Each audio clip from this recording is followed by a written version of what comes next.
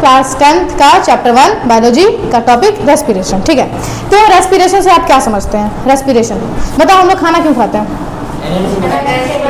और जब हम लोग खाना खाए थे तो फिर पहला स्टेप क्या हुआ था? डाइजेशन। क्या डाइजेशन होने के बाद एनर्जी बन गया था? एनर्जी बनाने का प्रोसेस है रेस्पिरेशन। कैसे बनेगा उसको समझते हैं। देखो और ये जो प्रोसेस है ना रेस्पिरेशन का, ये हर एक जीव जंतु करेगा। कॉकरोच भी कर रहा होगा, हम लोग भी कर रहे हैं, पेड़ पौधा भी करता है रेस्पिरेशन। ठीक है, ये होगा कैसे उसको समझते हैं। आपको याद होगा कि जब डाइजेशन हुआ था तो सारा डाइजेस्टेड फूड मेनली कहाँ पर प्रेजेंट था? स्टमक में था।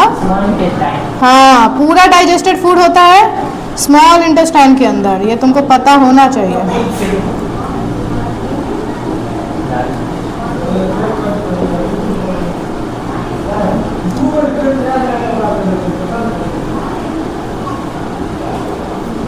चलो देखो, ये जो स्मॉल इंटेस्टाइन है, मान लेते हैं कि इसमें एकदम डाइजेस्टेड फूड है, जैसे आपके पास ग्लूकोज है, अमीनो एसिड है। ठीक है, लेकिन अभी हमको है ना इससे एनर्जी बनाना है, और एनर्जी सिर्फ यहीं पर नहीं चाहिए, एनर्जी हर एक सेल को चाहिए। तो मान लेते हैं कि ये हमारे किसी पैर का सेल है, या हाथ का सेल है, या दिमाग का सेल है, या फेफड़ा का सेल है, हमारे बॉडी का कोई भी सेल हो सकता है। ठीक है, अब ये जो ग्लूकोज होगा ये ट्रांसपोर्ट होके जो ब्लड होगा वो इसको यहाँ से ले आएगा कहाँ तक? सेल तक।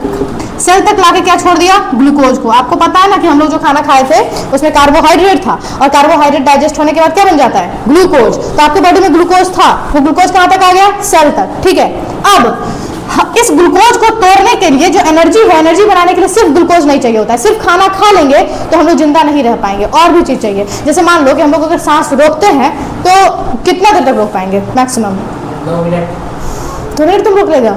बहुत हो गया, बहुत हो गया। कुछ सेकंड ही रोक सकते हैं हम लोग, बट मान लो कि कोई बहुत ज्यादा ही प्रैक्टिस किया बहुत टाइम से, तो मान लो 2 मिनट, 3 मिनट, 4 मिनट, मैक्सिमम मानते हैं 5 मिनट, उससे ज्यादा तो कोई नहीं रख पाएगा। 5 मिनट के बाद हम लोग बिना ऑक्सीजन के मर क्यों जा रहे हैं?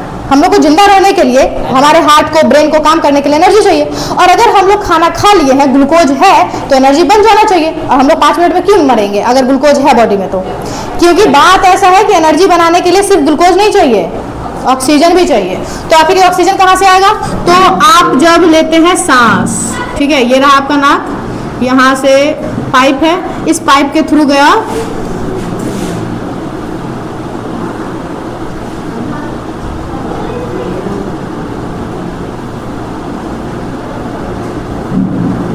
चलो देखो, ये अपना पूरा रेस्पिरेटरी सिस्टम है। हम लोग सांस लेते हैं, ये नाक से जाता है नीचे, ठीक है, इस पाइप वाले पाइप में, इसको बोलते हैं विंड पाइप। यहाँ से जाएगा इस पाइप में, इसको बोलते हैं ट्रैकिया। ट्रैकिया के बाद यहाँ पे और छोटा छोटा ऐसे पाइप होगा जिसको हम लोग क्या देंगे? ब्रोंकियोल्स, क्योंकि सॉरी ये ट्रैकिया नहीं, ये ब्रोंका है, और ये छोटा छोटा ब्रोंकियोल्स, और लास्ट में जाके क्या आ जाता है? एल्वियोलाई। बेसिकली यहाँ पर पहुंचा, लंग्स के पास पहुंच गया है ऑक्सीजन। ठीक है, फिर जो ब्लड होगा इस ऑक्सीजन को उठाएगा और ले जाके छोड़ेगा कहाँ तक? सेल तक। तो आपके पास 2 चीज पहुंच गया सेल में, ग्लूकोज और ऑक्सीजन। जैसे ही ग्लूकोज और ऑक्सीजन पहुंचा तो फिर इन दोनों के बीच में होगा केमिकल रिएक्शन सेल के अंदर। ठीक है, अब उस केमिकल रिएक्शन के करने के लिए ढेर सारा एंजाइम चाहिए होता है। एंजाइम्स हमारे शरीर के अंदर पाया जाता है। ठीक है, अभी उतना दिमाग मत लगाओ, बस इतना समझो कि ग्लूकोज है, ऑक्सीजन है, इन दोनों के बीच में केमिकल रिएक्शन होगा और बनेगा क्या? कार्बन डाइऑक्साइड, फिर वाटर और एनर्जी। ठीक है, ध्यान से सुनो, ये वाला जो पूरा प्रोसेस है ना, इसी को हम लोग कह देते हैं क्या? रेस्पिरेशन। रेस्पिरेशन सिर्फ इतना नहीं है, आप ऑक्सीजन लिए, फिर ऑक्सीजन गया सेल में, सेल में ये प्रोसेस हो गया जिसमें एनर्जी बन गया, लेकिन एनर्जी बनने के साथ साथ कुछ और भी बना है, कार्बन डाइऑक्साइड और वाटर। ये हमारे लिए काम का नहीं है। ठीक है, ये बाय प्रोडक्ट है रेस्पिरेशन का। तो इसको यहाँ से ले जाएंगे कहाँ? लंग्स में, लंग से जाएगा नोज के थ्रू बॉडी से बाहर चला जाएगा। जैसे सांस ले रहे हो ऑक्सीजन जा रहा है, और छोड़ रहा तो कार्बन डाइऑक्साइड और पानी चला गया। पानी दिखता है तुमको सांस से निकलते हुए, तो कैसे मान ले कि पानी निकल रहा है?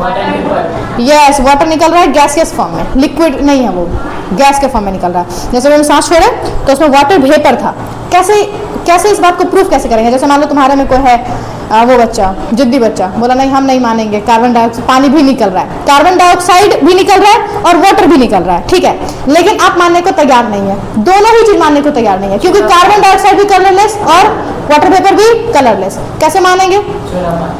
अपने पास एक तरीका है चूना पानी वाला, पहले वाटर वेपर वाला देख लेते हैं। वाटर वेपर, जैसे तुम अभी सांस छोड़ रहे हो तो वाटर वेपर निकल रहा है बट आपको दिख नहीं रहा है, लेकिन आप क्या कीजिए, यहाँ पे ऐसे शीशा लीजिए, मिरर, और मुंह से सांस छोड़िए, मतलब नाक से भी सांस जा सकता है, माउथ से भी आ सकता है, ऐसे फोर्सफुली सांस छोड़ो तो ज्यादा कार्बन डाइऑक्साइड और पानी निकलेगा। तो उस टाइम पे मिरर पे ना आपको दिखाई देगा वो वेपर अच्छे से, ठीक है, मतलब इसे कंफर्म हो जाता है वाटर वेपर है। अब कंफर्म करना है कि कार्बन डाइऑक्साइड भी है, ये कैसे पता चलेगा? कुछ नहीं चाहिए, बस चाहिए चूना। बिहार में चूना खोजना बहुत मुश्किल बात नहीं है। पान दुकान मिल जाता है। पान दुकान से भी आसान चीज है। हर मोहल्ले में, हर घर का तो नहीं कह सकते हैं, बट लगभग हर मोहल्ले में 3-4 आदमी 5 आदमी ऐसा होता है जो खैनी खाता है। तो देखो, खैनी ऐसे तो नहीं खाते हैं, खैनी में चूना भी मिलाते हैं। सुनो तो ध्यान, अरे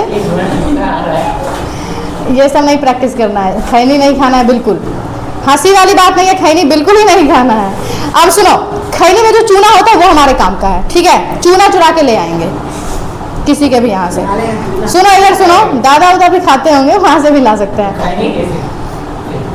क्या खाएंगे कैसे? तुमको नहीं सोचना है, बहुत अच्छा चीज नहीं है कि उनका खाना जरूरी है, ठीक है, तो चुरा लो। अब सुनो, चूना चुरा लिए और पानी में चूना को मिला दिए। आप मानिए कि यहाँ पर है ना 1 गिलास लिए, ठीक है, और इसमें पानी रखे हुए थे और अब क्या मिला दिया है? चूना। जब तुम पानी में चूना मिलाओगे तो पता है तुमको कैसा दिखेगा? व्हाइट नहीं दिखेगा ना, ग्लूकोन डी जैसा, क्लाउडी क्लाउडी। क्लाउडी नहीं समझ में आया? ग्लूकोन डी होता है ना, कोई फ्लेवर वाला नहीं, नॉर्मल, हाँ, उसमें कोई ऑरेंज वगैरह नहीं है, ऑरेंज फ्लेवर नहीं है, सीधा आप ग्लूकोन डी जैसे घोलते हैं तो कैसा होता है? कलरलेस टाइप का ही होता है, थोड़ा थोड़ा क्लाउडी नेचर का होता है, वैसा ही ये दिखाई देगा। फिर क्या करोगे तुम यहाँ पे आओगे, ठीक है, और तुम है ना यहाँ से ऐसा फूकना चालू करोगे, यहाँ से एक पाइप लगाएंगे, स्ट्रॉ तो मिल ही जाता है आराम से, अरे माजा वजा पिएगा मिल जाएगा, ठीक है। उस स्ट्रॉ को, अरे सुनो, स्ट्रॉ को आप यहाँ से मतलब माउथ से डाल के और ऐसे इसमें रख के फूकना चालू करेंगे, ठीक है, जोर जोर से फूकेंगे। जब कुछ टाइम तक फूकोगे, 1-2 मिनट, तो इसमें ये है ना धीरे धीरे ये जो था सोल्यूशन चूना पानी, ये धीरे धीरे मिल्की होने लग जाएगा, दूध जैसा दिखने लगेगा, वो दूध जैसा सफेद होने लगेगा। ये जादू कैसे हुआ? इसमें आया कार्बन डाइऑक्साइड, ये कंफर्म करता है। अगर चूना पानी धीरे धीरे मिल्की व्हाइट होने लगे तो कंफर्म होता है कि उसमें क्या जा रहा है? Carbon dioxide. कैसे पता चलता है? देखो, जो इसमें था ना चूना पानी, उसका फॉर्मूला होता है CaOH का होल ट्वाइस, ठीक है। आप क्या डाल दिए इसमें? Carbon dioxide. ये करेगा रिएक्शन और बनाएगा CaCO3। ये जो कैल्शियम कार्बोनेट है ना, यही होता है मिल्की व्हाइट। बस काम बन गया। जैसे ही ये बना तभी मिल्की व्हाइट हुआ है। मिल्की व्हाइट हुआ मतलब कंफर्म है कि कार्बन डाइऑक्साइड यहाँ पे आया था, ठीक है। तो ये दोनों बात कंफर्म हो जाता है। अब सुनो, वापस हम लोग यहाँ पे आते हैं। रेस्पिरेशन क्या है?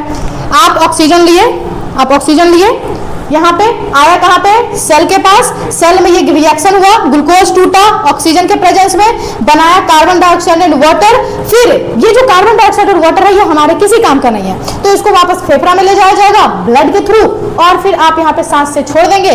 ये पूरा प्रोसेस कहलाता है रेस्पिरेशन। कितना देर में हो जाता है? Second, fraction of second. 1 second में तो कई बार हो जाता है रेस्पिरेशन। हमारा बॉडी एक हाई लेवल का मशीन है। आदमी अभी तक जो मशीन बना रहा है ना, वो तो खिलौना जैसा है। जैसा हम लोग का बॉडी जिस तरह का मशीन है, वो तुम सोच भी नहीं सकते हो। तुमको एक बहुत मजे की बात बताते हैं। तुम देखो, तुम कभी सोचा भी नहीं होगा इस बारे में। हमारा जो दिमाग है वो खुद पिक्चर लेता है अलग अलग एंगल से। कैसे हम बताते हैं? तुम सोचो, बचपन, अभी खैर तुम लोग का बचपन ही है, लेकिन थोड़ा और बचपन की तरफ जाके सोचो, जब तुम 7, 8, 9, 10 साल के थे, ठीक है, उस टाइम का ना तुम कुछ बात याद करो। अभी कोई सा भी बात आप याद कीजिए जब आप थोड़े छोटे थे। आ गया? क्या कर रहे हो तुम अभी बचपन में, अभी सपने में?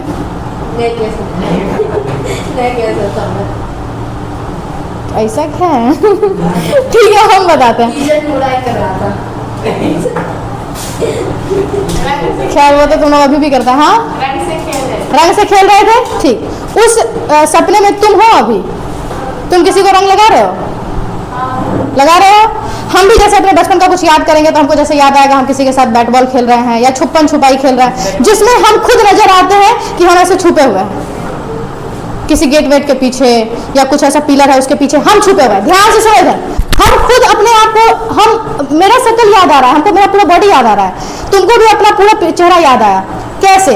हम लोग अपने आप को तो देख ही नहीं पा रहे हैं। जब आप खेल रहे थे या रंग लगा रहे थे किसी को, तो क्या आप अपने आप को देख पा रहे थे? या जैसे अभी हम पढ़ा रहे हैं कि हम अपने आप को से देख पा रहे हैं हम कैसे लग रहे हैं? नहीं ना देख पा रहे हैं। फिर भी जब तुम बचपन का चीज याद कर रहे हो तो तुमको अपना पूरा चेहरा कैसे याद आ रहा है, अपना बॉडी कैसे याद आ रहा है? तुम तो देखे ही नहीं, तुम्हारा माइंड पिक्चर क्लिक कर रहा था, वो भी अलग अलग एंगल से। तो हमारा बॉडी इतना सिंपल मशीन नहीं है कि आप आसानी से समझ लेंगे। अभी भी बहुत सारा स्टडी हुआ है, बहुत कुछ तो जान पाए हैं। अभी तुम जब जितना बायोलॉजी के अंदर जाओगे ना, तो तुमको लगेगा अगर कोई बच्चा कुछ जानता ही नहीं है तो उसको तो लगता है थोड़ा भी पढ़ लेगा उसको लगेगा बहुत जानते हैं। लेकिन जब आदमी सही में पढ़ने लगता है तो एक्चुअल में उसको लगता है कि जैसे पूरा समुद्र है और उसको हम लोग एक बूंद पढ़े हैं। अभी इतना बड़ा दुनिया है अंदर, बहुत कुछ रहस्य अभी तक हम लोग को पता ही नहीं चला है कि आखिर ये कैसे हो जाता है, ये संभव कैसे है। तुम तो अलग ही लेवल पे पहुंच जाता है। हम लोग अपने बॉडी की बात कर रहे हैं कि हमारे बॉडी में भी बहुत सारा रहस्य है जो अभी तक हम लोग जान नहीं पाए हैं। ठीक है, मतलब अभी रिसर्च होना बाकी है, तो मतलब समझ सकते हो कि हमारा बॉडी एक सुपर मशीन है। ठीक है, चलो अब हम लोग यहाँ से भटकना बंद करते हैं, यहाँ पे आते हैं। तो आपको ये रेस्पिरेशन समझ में आ गया होगा, बहुत लंबा प्रोसेस है, तो इतना लंबा प्रोसेस एक साथ नहीं पढ़ा जाएगा, इसको ब्रेक डाउन किया जाएगा 2 पार्ट में। ठीक है, चलो देखो।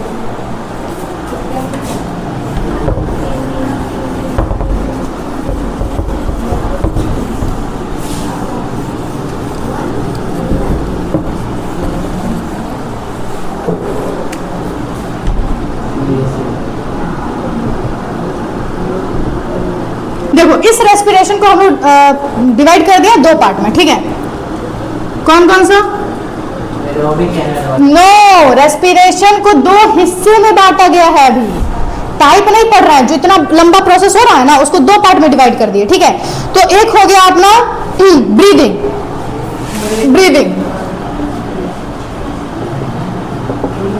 और एक हो जाएगा सेलुलर रेस्पिरेशन।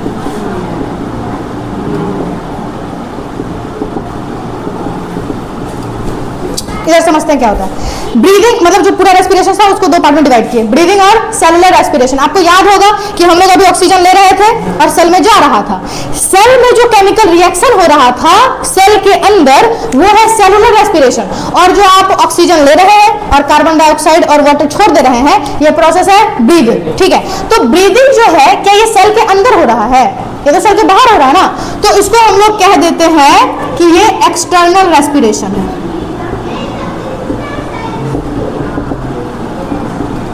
जबकि सेलुलर रेस्पिरेशन कहाँ हो रहा है? सेल के अंदर, तो इसको हम लोग कहते हैं इंटरनल रेस्पिरेशन। ठीक है, उसके बाद अगला प्रोसेस क्या है? कौन है ये? अक्षत। अक्षत थोड़ा धीरे बोल लेगा तुम।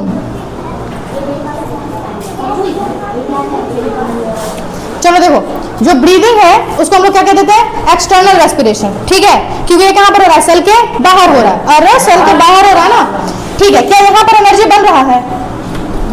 बिल्कुल नहीं, यहाँ पर बल्कि एनर्जी यूज होता है, काम करना पड़ रहा है, तो यहाँ पे एनर्जी कंज्यूम हो रहा है।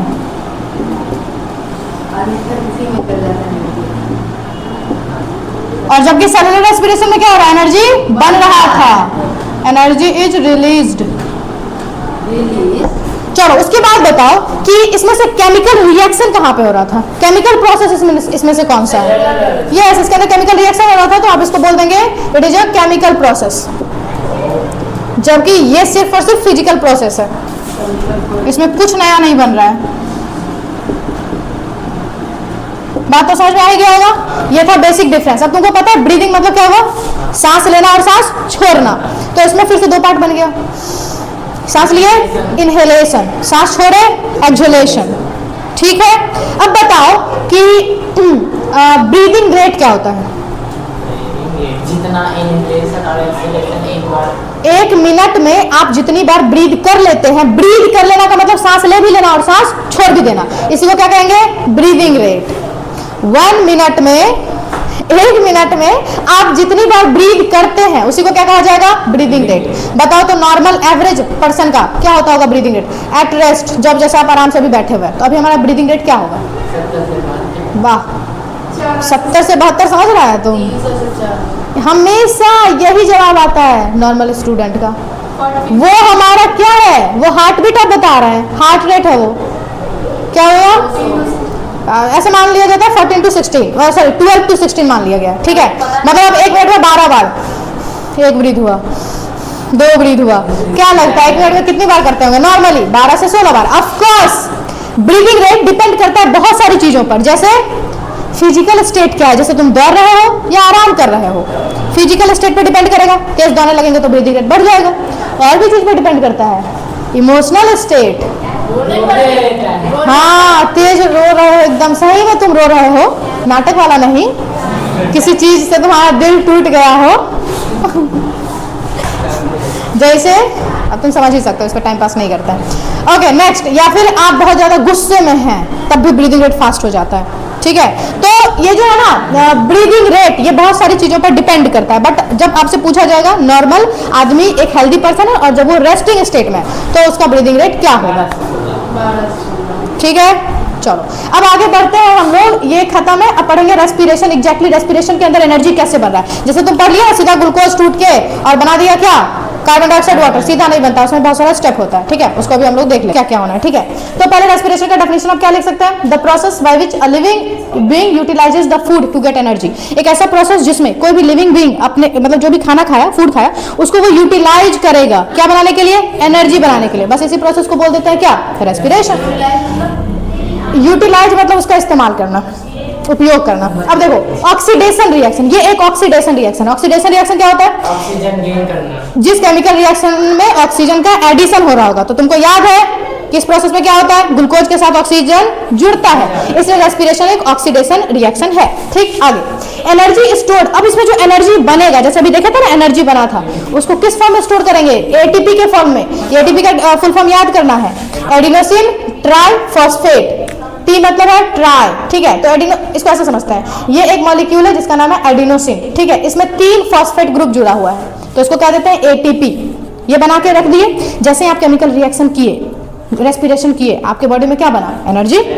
उस एनर्जी को आप स्टोर किए हैं, कैसे स्टोर किया पता है, सुनो ना पहले, ये था पहले एडीपी, ध्यान से सुनो, एडीपी, डी का मतलब क्या होता है, एडिनोसिन डाइफॉस्फेट, डाई मतलब दो फॉस्फेट ग्रुप था इसमें। जैसे तुम्हारे पास एनर्जी बना तो तुम उस एनर्जी का इस्तेमाल करके इसमें एक और फॉस्फेट ग्रुप ऐड कर दिए, मतलब एनर्जी दिए तो फॉस्फेट ग्रुप का बॉन्ड बन गया, ठीक है। अब जब तो एटीपी बन गया, अब इसको क्या बोलेंगे, एटीपी। अब ये बन के स्टोर हो चुका है माइटोकॉन्ड्रिया के अंदर। तुमको पता है हमारे सेल के अंदर माइटोकॉन्ड्रिया भी होता है, जिसको कहते हैं power house of the cell. ये तो कभी कोई भूल ही नहीं सकता, mitochondria is the power house of the cell, वहीं से एनर्जी बनता है। तो उसमें एटीपी बना के जमा कर दिया गया।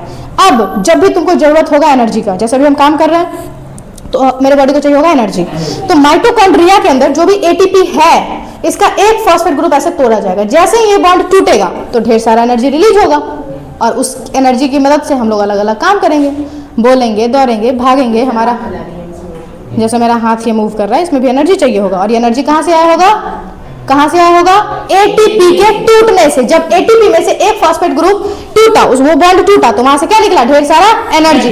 तो ये एटीपी स्टोर्ड होता है आपके माइटोकॉन्ड्रिया में, ये टूटेगा बनेगा एडीपी, और ये बनते ही ढेर सारा यहाँ से क्या निकला होगा, एनर्जी निकला होगा। बात समझ आ गया, ठीक है। एनर्जी जो स्टोर्ड इन माइटोकॉन्ड्रिया, आपको पता है कि ये एटीपी कहाँ पे स्टोर होगा, माइटोकॉन्ड्रिया में। अब समझते हैं कि रेस्पिरेशन का स्टेप क्या क्या होगा, ठीक है। रेस्पिरेशन में क्या क्या स्टेप होगा, ग्लूकोज कैसे टूट के कार्बन डाइऑक्साइड, वाटर और एनर्जी बनाएगा। तो इसमें टोटल 3 स्टेप है, इस बोर्ड पे नहीं आ रहा है इसलिए 2 ही स्टेप लिखा हुआ है, अब इसके बाद देखेंगे। देखो सबसे पहले क्या होता है, ब्रेकिंग डाउन ऑफ ग्लूकोज, मतलब जो ग्लूकोज था ना वो पहले टूट के पाइरुवेट बनाएगा। जैसे मान लो कि ये ग्लूकोज है, ठीक है। ग्लूकोज का फॉर्मूला क्या होता है, C6H12O6। देखिए इसमें जो तुमको ये दिख रहा है ना कार्बन, कितना है, 6 कार्बन है। तो जो ग्लूकोज है वो 6 कार्बन का आइटम मॉलिक्यूल है, ठीक है। इस ग्लूकोज को तोड़ देंगे और क्या बना देंगे, पाइरुवेट, या फिर उसी का नाम है पाइरुविक एसिड। ये जो होता है ना, ये पाइरुवेट या पाइरुविक एसिड, ये 3 ही कार्बन का मॉलिक्यूल है। तो बताओ एक ग्लूकोज तोड़ेंगे तो कितना पाइरुवेट बनेगा, 2 बनेगा, 3 मतलब एक ग्लूकोज था 6 का टूट के 3 का बना तो 2 बना होगा, ठीक है। और ये वाला जो प्रोसेस है ना, ये जो ग्लूकोज टूट के पाइरुवेट बन रहा है, इस प्रोसेस को कहते हैं ग्लाइकोलिसिस। एकदम आसान है, ग्लूकोज से आया ग्लाइको, और लिसिस मतलब क्या होता है, तोड़ना। तो आप ग्लूकोज को तोड़ रहे हैं, इसलिए इस प्रोसेस को क्या कहेंगे, ग्लाइकोलिसिस। और ये वाला जो प्रोसेस है ना, ये सेल के अंदर साइटोप्लाज्म में होता है। क्या होता है ये साइटोप्लाज्म? नहीं, आप दिख नहीं रहे, यही बोल। एक लिक्विड है। चलो ये देखो, ये है अपना सेल, ठीक है। इस सेल के अंदर यहाँ पे क्या होता है? न्यूक्लियस। और इसी में ये जो है ना पूरा बीच का खाली जगह, यहाँ पे हाँ जेली जैसा लिक्विड होता है, इसको हम लोग कहते हैं साइटोप्लाज्म। इसी में ऐसा करके एक स्ट्रक्चर होगा जिसको आप क्या कहते हैं? Mitochondria. Yes, this is mitochondria, ठीक है। बट अभी जो ये वाला ग्लूकोज वाला प्रोसेस हुआ ना, ये यहीं पे होगा। इसी साइटोप्लाज्म में जो ग्लूकोज है वो टूट के क्या बनाएगा? पायरुविक एसिड या फिर पायरुवेट। इस प्रोसेस को क्या कहते हैं? ग्लाइकोलिसिस। ये स्टेप सब में होगा, मेरे में भी हो रहा है, एक सेल वाला इसमें भी होगा, बैक्टीरिया में भी होगा, और हमारे मसल सेल में भी होगा। बात समझ में आया? वो नहीं दिखेगा ना, सेल माइक्रोस्कोपी का कहाँ से दिखेगा? और उसके अंदर ये प्रोसेस हो रहा है। तो ग्लाइकोलिसिस कहाँ पे होगा? साइटोप्लाज्म के अंदर। ये बात समझ में आ गया? ठीक है। अब दूसरा बात है कि जब ये पायरुवेट या पायरुविक एसिड बन गया, अभी भी तो कार्बन डाइऑक्साइड नहीं बना है, अभी भी तो एनर्जी नहीं बना है, तो फिर आगे क्या होगा? तो बस यही, ये वाला जो पायरुवेट है ये टूटेगा, ठीक है। अब ये टूट के क्या बनाएगा वो डिपेंड करेगा अलग अलग जीव पर। ईस्ट में अलग होगा, हमारे में अलग होगा, हमारे मसल सेल में अलग होगा, ठीक है। उसको अभी हम देखते हैं। तो देखो ये बात तो आपको पता है ना कि सबसे पहले जो ग्लूकोज है वो टूट के क्या बनाता है? पायरुवेट। इसी का दूसरा नाम पायरुविक एसिड। ये 3 कार्बन का है और ये 6 कार्बन का है। तो अगर एक ग्लूकोज टूटेगा तो 2 पायरुवेट बनेगा, ठीक है। लेकिन हम लोग जो ये पूरा प्रोसेस देख रहे हैं ये एक पायरुवेट के टूटने का है। अब सुनो, जो ये वाला प्रोसेस है ग्लूकोज का टूटना पायरुवेट में हुआ है, ये कहाँ पे होगा? ये होगा साइटोप्लाज्म के अंदर, और इस प्रोसेस को आप क्या कहते हैं? ग्लाइकोलिसिस, ठीक है। चलो अब आगे बढ़ते हैं। ये पायरुवेट कैसे टूटेगा? 3 तरीके से टूट सकता है, वो डिपेंड करेगा कि किस जीव जंतु के अंदर हो रहा है और उसको ऑक्सीजन मिल रहा है या नहीं मिल रहा है, ठीक है। तो देखो सबसे पहले देखते हैं हमारे बॉडी में अगर ठीक ठाक ऑक्सीजन मिल जाएगा तो कैसे पायरुवेट टूटेगा, ठीक है। देखो ये पायरुवेट था भी कहां पर? जैसे मान लेते हैं ये था सेल, ये था न्यूक्लियस, और इस न्यूक्लियस के बाहर जो ये पूरा साइटोप्लाज्म है, ये जो खाली जगह है, इसमें जो फ्लूइड भरा हुआ उसी को क्या कहते हैं? साइटोप्लाज्म। इस साइटोप्लाज्म के अंदर क्या बन गया है? पायरुवेट। ये पायरुवेट बन गया। अब ये पायरुवेट उठ के जाएगा कहां पे? ये जाएगा इस माइटोकॉन्ड्रिया के अंदर। इस माइटोकॉन्ड्रिया के अंदर कहानी बनेगा। तो ये पायरुवेट कहां चला गया है? माइटोकॉन्ड्रिया। और अगर इसके अंदर ठीक ठाक ऑक्सीजन मिल जाए, ठीक है, जो हम लोग अभी जैसे प्रॉपर सांस ले रहे हैं, अभी ऑक्सीजन जा रहा होगा, तो ऐसे में ये पायरुवेट टूट के बनाएगा कार्बन डाइऑक्साइड, वाटर और 38 एटीपी। एटीपी समझ रहे हैं? Energy currency. ऐसे समझ लो वो सिक्का है, जितना सिक्का अपने पास है एटीपी का जितना सिक्का है उतना एनर्जी है। तो 38 सिक्का बन गया, 38 एटीपी बन गया। और इसके साथ साथ क्या बन गया? Carbon dioxide and water. Carbon dioxide, water, ये बात याद रखना है, H2O और कार्बन डाइऑक्साइड जो आप सांस में छोड़ देते हैं, ठीक है। अब सुनो, अगर ये वाला प्रोसेस मतलब जो ये पायरुवेट का टूटना है, अगर ये ईस्ट में हो, ईस्ट क्या होता है? एक सेल का छोटा सा जीव है, यूनिसेलुलर है, ठीक है। और वो आपको दिखेगा भी नहीं। उस ईस्ट का हम लोग पाउडर मतलब पाउडर फॉर्म में इस्तेमाल करते हैं। अभी देखेंगे वो कहाँ पे कहानी यूज होता है। पहले देखो, अगर ईस्ट के अंदर ये पायरुवेट बना तो उसके अंदर है ना ठीक ठाक मतलब ऑक्सीजन उसको नहीं, मतलब वो एनारोबिक ही ऑर्गेनिज्म है, तो वो बिना ऑक्सीजन के इस पायरुवेट को तोड़ देगा। जब उसको ऑक्सीजन नहीं मिलेगा पायरुवेट को तोड़ेगा, और इस तरह से कार्बन डाइऑक्साइड हमारे में बन रहा था उसमें भी बनेगा। हमारे में 38 एटीपी बन रहा था, उसमें सिर्फ 2 एटीपी बनेगा। कुछ तो खामियाजा भुगतना पड़ेगा, वो बिना ऑक्सीजन के ही तोड़ दे रहा है, तो तब भी थोड़ी 38 एटीपी बनेगा, मात्र 2 एटीपी बनेगा, ठीक है। मात्र 2 एटीपी में अपना काम चलाएगा, बट उसका काम चल रहा है क्योंकि वो छोटा सा जीव है, उसको ज्यादा एनर्जी नहीं चाहिए, तो 2 एटीपी में उसका काम चलेगा। लेकिन इसके साथ साथ देखो, हमारे में बन रहा था पानी, ईस्ट के अंदर बनेगा दारू। बताओ भगवान का करिश्मा। तो इसके अंदर अच्छा देखो, अब सुनो, तो वो हम लोग की जैसा नशेरी नहीं है कि उसके अंदर दारू पिएगा उसमें नशे में झूम रहा है। देखो होता क्या है, हम लोग यहाँ से भी अपना फायदा देख लेते हैं। जो बना है ना दारू, उसको आप दारू नहीं कहेंगे, उसको अल्कोहल कहा जाता है, और अच्छे भाषा में, केमिस्ट्री की भाषा में, साइंस की भाषा में इथेनॉल कहते हैं। ठीक, आगे सुनो। अब सुनो इधर, हम लोग इसका यूज करते हैं इस अल्कोहल का, इसी ईस्ट से ही तो बना लेते हैं। बड़ा सा ऐसा फर्मेंटर लेंगे, रूम जितना बड़ा है इससे भी बड़ा होता है, बट मान लो इतना बड़ा पूरा डब्बा है, ठीक है। उसके अंदर हम लोग कुछ खाने पीने का डाल दिया। तुमको पता है ना अल्कोहल भी अलग अलग टाइप का होता है, दारू भी, वाइन, चुप वाइन होता है, बियर होता है। बियर। हाँ बियर, रेड बुल अलग चीज, रेड बुल नहीं है। बट यहाँ पे देखो कि दारू जो होता है वो अलग अलग प्रकार का होता है, ठीक है। कैसे बनता है? अलग अलग चीज के फर्मेंटेशन से। इस प्रोसेस को ना आप फर्मेंटेशन भी कह देते हैं। क्या करते हैं, बड़ा सा डब्बा लिए हैं, उसके अंदर आप गेहूं डाल सकते हैं, चावल डाल सकते हैं, अलग अलग फल डाल सकते हैं, ठीक है। और उसके अंदर डाल देंगे क्या, यहाँ पे ईस्ट, और उसमें से खींच खींच के ऑक्सीजन निकालेंगे, सारा हवा निकाल लेंगे वैक्यूम की मदद से। अब जो यहाँ पे है खाना, मतलब जो भी खाने पीने का अनाज बनाज या फल सब्जी, उसमें आप डाल दिए ईस्ट। बस ये दोनों मिलके धुमकनाना करेगा, ये वाला रिएक्शन करेगा, और उसके बाद कार्बन डाइऑक्साइड बनाया, अल्कोहल बनाया। हमारे काम का क्या है, अल्कोहल। तो बस ऐसे फर्मेंटर रहेगा, साइड में ऐसे ऐसे नल लगा के रखेंगे, अल्कोहल, सुनो इधर, अल्कोहल बनता जाएगा और निकालते जाएंगे। ये बहुत जरूरी है। अगर इसको नहीं निकाले ना लगातार, तो इस अल्कोहल की वजह से इस खुद मर जाएगा। इसलिए बनता है, निकालते हैं, बनता है, बहुत ज्यादा अमाउंट में जमा नहीं होने देते हैं। समझ आया? समझ रहे हो हमारे पास कितना दिमाग है, हम लोग कुछ भी कर ले रहे हैं, कहीं से भी अपना फायदा देख ले। अब सुनो, ये तो हो गया ईस्ट का कहानी। तो बताओ ईस्ट में पाइरुवेट टूट के क्या क्या बनाता है, कार्बन डाइऑक्साइड, एनर्जी और अल्कोहल। अल्कोहल का दूसरा नाम इथेनॉल। अब जाते हैं हमारे मसल सेल में। कभी कभी क्या होता है वो सुनो इधर, जब तुम बहुत तेज तेज दौड़ रहे हो या फिजिकल एक्सरसाइज कर रहे हो, तुम जिम करने गए, अब तुम तेजी तेजी से कोई एक्सरसाइज कर रहे हो, जैसे एकदम आसान भाषा में रनिंग समझते हैं, आप बहुत तेजी तेजी से दौड़ रहे हैं, ठीक है।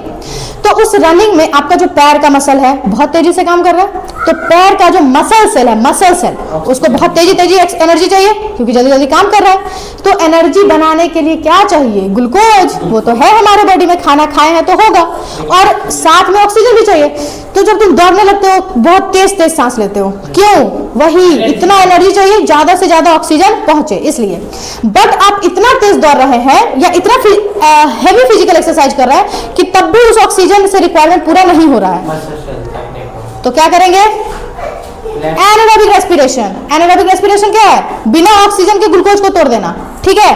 तो फिर हम लोग क्या करेंगे, जो पाइरुवेट था मसल सेल में क्या होगा, बिना ऑक्सीजन के ही वो पाइरुवेट टूट जाएगा। समझ आ रहा है? और जब पाइरुवेट टूटेगा ना, तो कार्बन डाइऑक्साइड, पानी, कुछ भी नहीं बनेगा, दारू नहीं बनेगा हमारे सेल के अंदर। हमारे सेल के अंदर बनेगा लैक्टिक एसिड और साथ में 2 ATP। तो 2 ATP उस टाइम बना है तो घाटे का सौदा, बट उस टाइम इमरजेंसी है, जैसे देखते नहीं हो हमारे मोहल्ले और में ही। रिकॉर्ड तो हो रहा है ना, बस रहने दो। सुनो, तो जब हमारे आसपास में ही देखते हो कि मतलब मान लो कि है ना, वो है किसी के पास जमीन है और उसके घर पे बहुत खराब स्थिति हो गया अचानक से, जैसे मान लो किसी का तबीयत खराब हो गया, ठीक है, या कुछ भी ऐसा हुआ जिसकी वजह से उसको बहुत सारा पैसा अचानक से, उसका समय खराब चल रहा है, तो उस जमीन का जो भी रेट है, आदमी जो खरीदने आएगा उसको पता चल जाएगा अभी मजबूर है, बेचेगा ही, तो ज़्यादा रेट लगाएगा ही नहीं, कम रेट लगा के चला जाएगा। अभी बेचारा एगो कस्टमर देखा, 2 देखा, 3 देखा, 3-4 के बाद इसका मोरल डाउन हो जाएगा, ये बोलेगा ना नहीं बिकेगा इतना में, अभी काम भी है पैसा का, बेचारा कम में निकाल देगा। वही चीज़ यहाँ पे हो रहा है। अभी हमारे मसल सेल को बहुत ज़्यादा तेजी एनर्जी चाहिए था, और उतना तेजी से बनाने के लिए क्या किया, बिना ऑक्सीजन के प्रेजेंस में तोड़ दिया ग्लूकोज। 2 ATP भी बना, बट कोई बात नहीं, उस टाइम जरूरी था, इमरजेंसी था, तो बना लिए। समझ आ गया? तो लैक्टिक एसिड बना और 2 ATP बना। पता है ये लैक्टिक एसिड बहुत खराब चीज है, हमारे मसल सेल में जमा हो गया।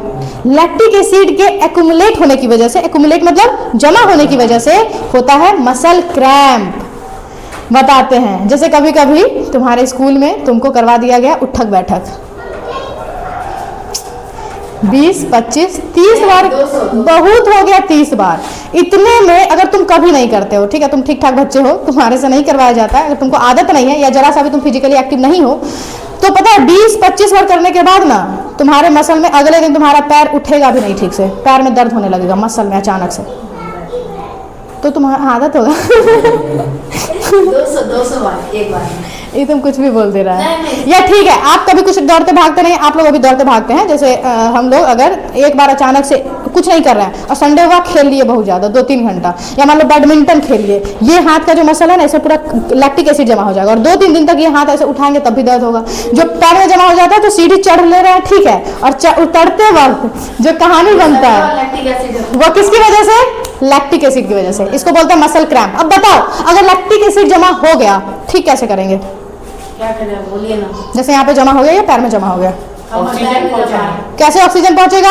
इसको हीट पहुंचाना है। यहाँ पे अगर गर्मी होगा ना, अगर हीट आएगा तो अपना ब्लड तेजी से यहाँ पे फ्लो करेगा, ब्लड तेजी से आएगा तो ब्लड के साथ ऑक्सीजन भी आएगा, और ऑक्सीजन जैसे ही पहुंचेगा तो ये लैक्टिक एसिड के साथ अगर ऑक्सीजन जुड़ जाए तो ये फिर से बना देगा यही कार्बन डाइऑक्साइड एंड वाटर। बात समझ में आया? तो बस क्या पहुंचाना है लैक्टिक एसिड के पास, यहाँ पे क्या पहुंचाना है? ऑक्सीजन। ऑक्सीजन कैसे पहुंचेगा? जब ब्लड तेजी से आएगा। ब्लड कब आएगा? जब आप यहाँ पे हीट प्रोवाइड करवाएंगे। हीट कैसे प्रोवाइड कर सकते हैं? आप गर्म पानी से नहा लीजिए या फिर गर्म पानी से इसको सेकिए, खत्म। नहीं, इतना भी गर्म नहीं। अरे उबलता पानी जरूर थोड़ी चाहिए। चलो, तो अगर तुमसे पूछेगा कि विग्रस एक्सरसाइज जब हम लोग कर रहे होते हैं तो हमारा ब्रीदिंग फास्ट क्यों हो जाता है? वही बात है, ज्यादा एनर्जी चाहिए तुरंत, और एनर्जी बनाने के लिए ऑक्सीजन चाहिए। चलो अब सुनो इधर, ये वाला प्रोसेस पूरा खत्म हो चुका है। रेस्पिरेशन मेनली यही सब बात था। बस इसमें दो टर्म छूट गया जो आप पढ़ चुके हैं, आपको पता है, बस आप उसका टर्म नहीं देखे हैं अभी। यहाँ पर आप टर्म डिस्कस नहीं किया गया। एक था एरोबिक रेस्पिरेशन और एक होता है एनएरोबिक रेस्पिरेशन। ठीक है, ये रेस्पिरेशन दो प्रकार का होता है। एरोबिक क्या? जब ऑक्सीजन के प्रेजेंस में ग्लूकोज टूटेगा, एरोबिक रेस्पिरेशन। जब ग्लूकोज के एब्सेंस में टूटेगा, सॉरी ग्लूकोज नहीं, ऑक्सीजन, जब ऑक्सीजन के एब्सेंस में टूट जाएगा तो एनारोबिक रेस्पिरेशन। तो बताओ, हम लोग नॉर्मली क्या करते हैं? ऑक्सीजन के प्रेजेंस में तोड़ते हैं, देन वी आर एरोब्स। जो एरोबिक रेस्पिरेशन करते हैं उनको कहा जाता है एरोब्स, और जो एनारोबिक रेस्पिरेशन करते हैं एनारोब्स। ठीक है, तो बताओ एनारोबिक रेस्पिरेशन कौन करता है? सबसे अच्छा एग्जांपलिस्ट। और एनारोबिक रेस्पिरेशन के बाद क्या बनेगा? कार्बन डाइऑक्साइड बन सकता है, अल्कोहल बन सकता है, और लैक्टिक एसिड भी बन सकता है। हमारे मसल में कभी कभी बन जाता है। कुछ कुछ बैक्टीरिया भी होते हैं, सम बैक्टीरियाज एनारोबिक रेस्पिरेशन ही करते हैं। ठीक है, और मशरूम या फंगी? नहीं, मशरूम फंगस नहीं हो सकता है। फंगस में कुछ कुछ फंगस हो सकता है, मोस्टली नहीं होता है। वही कुछ बैक्टीरिया हो सकता है, ईस्ट हो सकता है, और भी कुछ कुछ जीव जंतु होते हैं, बट सारे फंगस नहीं होता है। मशरूम तो बिल्कुल नहीं होता है, वो तो एरोबिक रेस्पिरेशन कर रहा है। ठीक है, और हमारे मसल में भी कभी कभी हो जाता है। एरोबिक रेस्पिरेशन क्या है? जो रेस्पिरेशन करने के लिए ऑक्सीजन चाहिए, और इसका एंड प्रोडक्ट क्या होगा एरोबिक रेस्पिरेशन का? कार्बन डाइऑक्साइड, वाटर और 38 ATP। ज्यादा एनर्जी किस रेस्पिरेशन में बनेगा? एरोबिक। समझ में आ गया? एरोबिक खत्म हो गया ये। ओके, बताओ तो प्लांट भी रेस्पिरेशन करता है क्या? कैसे? दिन में रेस्पिरेशन का प्रोसेस दिन और रात हमेशा होना है, नहीं तो मर नहीं जाएगा वो। जितना भी लिविंग ऑर्गेनिज्म है वो सब क्या करता है? रेस्पिरेशन करता है। तो प्लांट भी करता होगा। तो प्लांट में कैसे? सेम प्रोसेस, उसमें भी यही हो रहा है। वो भी ग्लूकोज से तोड़ेगा, पायरुवेट बनाएगा और फिर एनर्जी बनाएगा। ठीक है, बट बात ऐसा है कि दिन में फोटोसिंथेसिस भी होता है। तो फोटोसिंथेसिस में कौन सा गैस बन जाता है? ऑक्सीजन। ऑक्सीजन बन गया है ना फोटोसिंथेसिस में। यस, ऐसे समझ लो, फोटोसिंथेसिस में बन गया ऑक्सीजन। और ये जो रेस्पिरेशन हो रहा था, इसको करने के लिए क्या चाहिए था? ऑक्सीजन। तो दिन में यही वाला ऑक्सीजन यूज करेगा, लेकिन फोटोसिंथेसिस का रेट दिन में ज्यादा होता है। तो ये है ना, ऑक्सीजन ज्यादा बन गया। मान लो कि 50 मॉलिक्यूल बना, इसमें से ना 20 का इस्तेमाल करा, बट 30 तो अभी भी बचा हुआ। तो दिन में प्लांट क्या करेगा? ऑक्सीजन रिलीज करेगा। इसका ये मतलब नहीं है कि वो रेस्पिरेशन नहीं कर रहा है, रेस्पिरेशन किया, बट रेस्पिरेशन करने के लिए जो उसको ऑक्सीजन चाहिए था वो कहां से मिल गया? फोटोसिंथेसिस प्रोसेस से मिल गया। समझ आया? और बदले में क्या निकाला वो रेस्पिरेशन करने के बाद? Carbon dioxide. बट इसका इस्तेमाल फिर कौन कर लिया? इस कार्बन डाइऑक्साइड का इस्तेमाल किया गया फोटोसिंथेसिस करने में।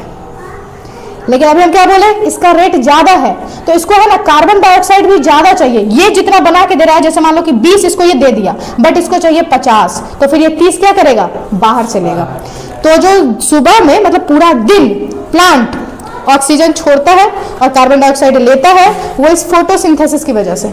रेस्पिरेशन भी हो रहा है, बट उसका रेट कम है, फोटोसिंथेसिस का रेट ज्यादा है। ठीक, रात में एक बात बताओ, रात में फोटोसिंथेसिस होगा क्या? लाइट ही नहीं है तो खत्म, लाइट में फोटोसिंथेसिस नहीं होगा। रात में सिर्फ क्या होगा? रेस्पिरेशन, जो हम लोग कर रहे हैं। तो रात में वो भी हमारी तरह ऑक्सीजन लेगा, कार्बन डाइऑक्साइड छोड़ेगा, क्योंकि वो सिर्फ और सिर्फ रेस्पिरेशन कर रहा है उस टाइम। इसलिए रात में पेड़ के पास नहीं सोना चाहिए। हाँ देखो, ये कहानी बेचा गया जानबूझ के हमारे यहाँ कि रात में पेड़ के नीचे सोएंगे तो भूत उठा के ले जाएगा। क्योंकि वही बात है, मान लो, अरे सुनो यार, इधर तुम पेड़ के नीचे बहुत सारा पेड़ था, ठीक है, तुम उसके नीचे जाके सो गए, तुमको भी क्या चाहिए? ऑक्सीजन। पेड़ को भी चाहिए क्या? ऑक्सीजन। अब पेड़ इतना बड़ा है, उसमें इतना सारा पत्ता है, सबसे क्या खींच रहा है वो? ऑक्सीजन। तो हम लोग सुनो इधर, हम लोग को भी ऑक्सीजन चाहिए, पेड़ को भी ऑक्सीजन चाहिए, सब मिल के पूरा एटमॉस्फेयर में ऑक्सीजन खींचे जा रहा है, तो इस जगह पे ऑक्सीजन की कमी हो जाएगी, दोनों तो हम लोग क्या करेंगे फिर? नींद में उड़ जाएंगे। नींद में गायब, और बॉडी पे कोई निशान भी नहीं होगा। सुबह उठेंगे, मतलब हम नहीं, मतलब वो नहीं उठेगा, बाकी सब लोग उठेंगे, जाके देखेंगे, मतलब अरे ये कोई जहर भी नहीं खाया है, इसके शरीर में कोई चोट का भी निशान नहीं है, ये कैसे मरा? इसको चुड़ैल उठा के ले गई। इसलिए ये कहानी चला पूरा इतना दिन तक। मतलब सेम बात ये, मतलब सिंपल सी बात ये है कि हम लोग को क्या करना चाहिए? रात में पेड़ के पास नहीं सोना चाहिए, नहीं जाना चाहिए, वहाँ पे ऑक्सीजन सप्लाई कम होता है। कुछ ज़्यादा नहीं बोल रहा है तुम पढ़ाई के बीच बीच में, यहाँ पे ध्यान दो। उसके बाद क्या था? हाँ, बट कुछ प्लांट्स ऐसे हैं जो ऐसा नहीं करते हैं। जितना भी डेजर्ट का प्लांट है वो सब रात में भी ऑक्सीजन रिलीज कर रहा है। और तुलसी, बैनियन, इसलिए ये सब हम लोग पूजते हैं। तुलसी रात में भी ऑक्सीजन रिलीज करती है। समझ आया?